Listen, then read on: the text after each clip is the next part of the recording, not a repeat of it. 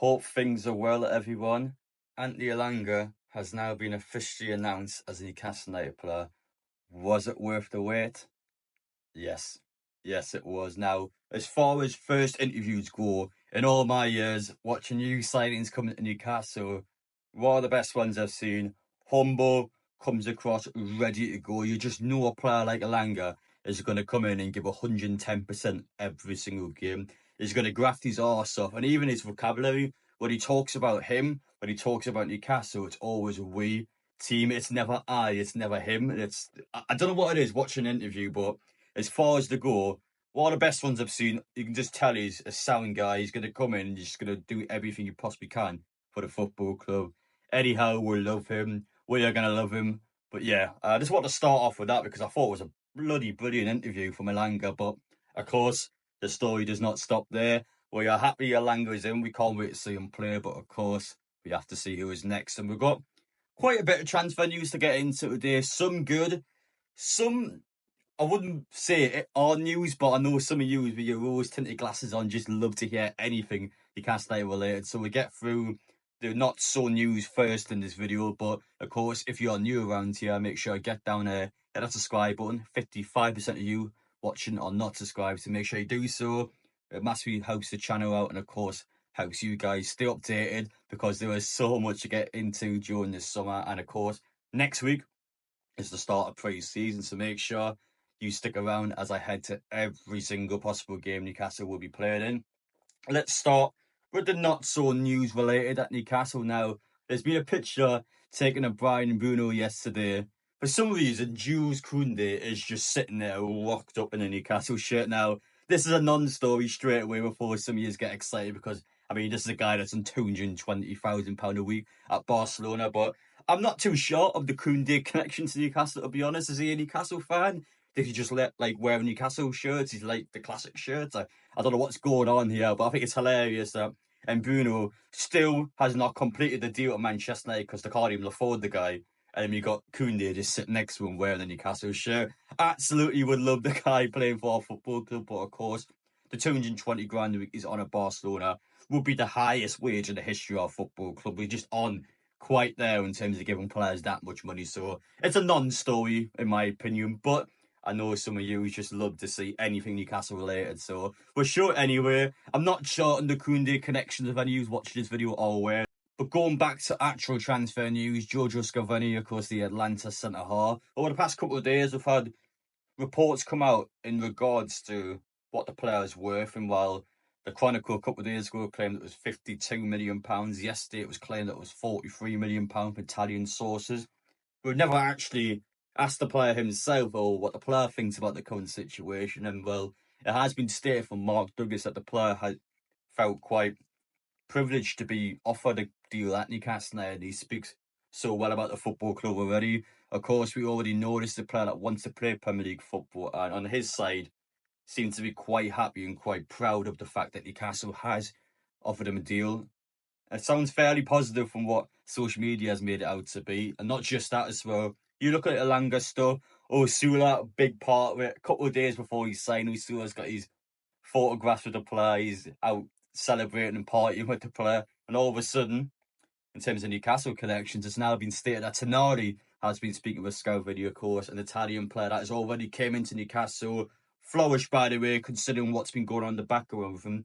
And I feel like, especially for any young Italian player wanting to play Premier League football, Tonali's the perfect example because this is a guy that's, of course, had a gambling addiction. He's been outright banned for an entire year because of that, and he's came back and been such an impact in the team. So when you look at a player that has all the support from us, the fans, all the support from inside the club, that's going to attract a lot of young Italian players. If Newcastle was to go out there and to offer a deal with someone, they'll snap your hands off for it because they've seen how well Tonali can do and no one to do the same, especially any player that's just happy enjoying the Premier League. I feel like Newcastle could be maybe a step ahead of other teams around us at that factor just because of how good Tonali's been able to do since he came back from his ban. But in terms of Scalvini, again, I think the price tag's the main part. Seems to be a player that does want to play for Newcastle, a player that's very eager on moving to the Premier League. But Atlanta, of course, want as much money as possible for him. So it is just how much Newcastle is willing to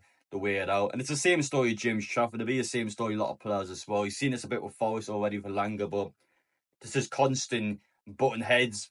We want to pay this much, they want that much, and it's just finding that compromise. And it's just trying to find a deal that both teams can be happy with. But you're going to see a lot of this in the window where it's just constant back and forth and there's not much movement. I think James Trafford is by far the biggest example of that, because that is still a transfer that's had no agreed fee. A problem Newcastle is always going to have in this window, we've seen it so many times in social media, and we mentioned it before with players' price tags and other inflations in the Premier League. This by far is the biggest example. Chelsea wants £100 million for Nicholas Jackson. £100 million. Is someone taking the mic? Like, this is where we are now in football, and this is a problem Newcastle's always going to have, because especially in the Premier League, no one wants to sell up. And when we look back at the Elanga price tag, and I remember a lot of Newcastle fans at the time felt quite vocal about £55 million just being too much for them. That's just how much teams are going to charge. I mean, look at this one. Like, just look at that and tell me that Newcastle has overspent their Elanga, because I think £55 million, as far as Premier League prices go, I think it's okay in this market. I think that's the problem you've got now, is that every team does not want to sell. So when Premier League teams, of course, want to buy a player off a different Premier League team, the prices are just going to go through the roof. We would do the same. We talk about Isak potentially going elsewhere. You're talking, £200 million it would cost to sign him, which is a world record transfer fee. So Newcastle clearly doing the same. We don't want to sell. They don't want to sell. And this is the issue you'll see, where every single team will not want to cooperate. So you just got to pay stupid money to bring Premier League level players in. And that's the state of this transfer market. And that's the state of this PSR and FFP crap. But as far as Chelsea go, they've already got about 100 players anyway. Why do you need 100 million for Jackson? That's the thing with them as well. I think Chelsea are quite smart. You already look at the loopholes they're able to do. I think it's at the case now where Chelsea just sign players, keep them on for a couple of years and then sell them on for profit, or even just to sign a player and then not even using to sign a player for the simple fact that a different club can't then buy that player. I think Chelsea are quite smart in the market, and Newcastle, especially going forward in the future, probably need to try and follow suit and be able to make as much money as we possibly can do. Walking away from this video, I'm going to answer a few questions, and of course, I'm going to let you know what's going on the channel over the next few weeks now. I've had a surprising amount of messages and comments of people wanting me to start a membership scheme on the channel now. I'm going to be honest, I've always personally been against it now. The issue with membership schemes are, like, one of the main things you do on YouTube with membership schemes to give you exclusive content. So it'll be me recording videos, but of course you have to pay to watch those videos. Now, I don't like that. I'm going to be straight up. I feel like all my videos should be available for all of you to watch. And I don't like the idea of then having a paywall and then you guys having to pay and then watch those videos. With all due respect, this is, of course, my hobby, my livelihood, and it's my full-time job. So for me, like, I'm making money from doing these videos anyway, so like I don't want to charge you guys money to come watch my videos. So that's always something I've been kind of against. I get that some of you may want me to we'll try and have a real community on the channel, and we could look at a way of going around that. But personally, for me, I just don't want to start any membership schemes on this channel. It's just something I personally don't want to do. But yeah, over the next couple of weeks, though, in terms of channel plans, of course, Glasgow next weekend, Celtic, we're going to have 10,000 Newcastle fans there, 10,000 tickets on our weekend. So there'll be over 10,000 there enjoying themselves in Glasgow.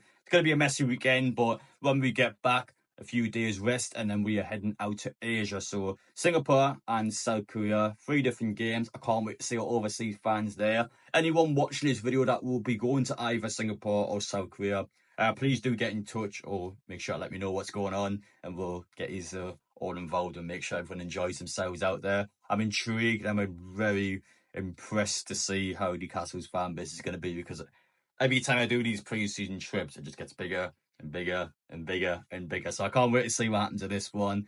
It's going to be a real ambitious summer. But of course, I know most of you watching this video are just going to be keen on what players come in. Next week, next 7 days has to be a player in if you want them ready for that Asia tour, because if you're signing players, of course, during the tour itself, it's going to be a bit awkward getting them out and getting them back. So yeah, if I kind of sign them before so they can play in the tour, or you sign them after the tour likely so they'll be able to play in the Salah Cup. If you do it in between, it's just going to be a bit all over the place for Newcastle. So we'll see what happens. I'm intrigued. I still reckon there'll be a player in be one or two players, and I think before we go out to say Singapore and South Korea, I've got a sneaky feeling. So let's keep an eye out on social media. Let's make sure we check it out, and I'm sure over the next couple of days we'll see some activity. But Scalvini, Trafford, those two seem to be the most obvious options at the minute. But striker seems to be the main priority for Newcastle. I'm still not sure what striker we could sign. Linked with Watkins, Wissa, and Ekitike, but I don't think they're realistic. So I'm intrigued to see if there's anyone else who hasn't been mentioned yet. So we'll keep an eye out. Take care. Let me know your opinions down below, and we will see you all in the next one.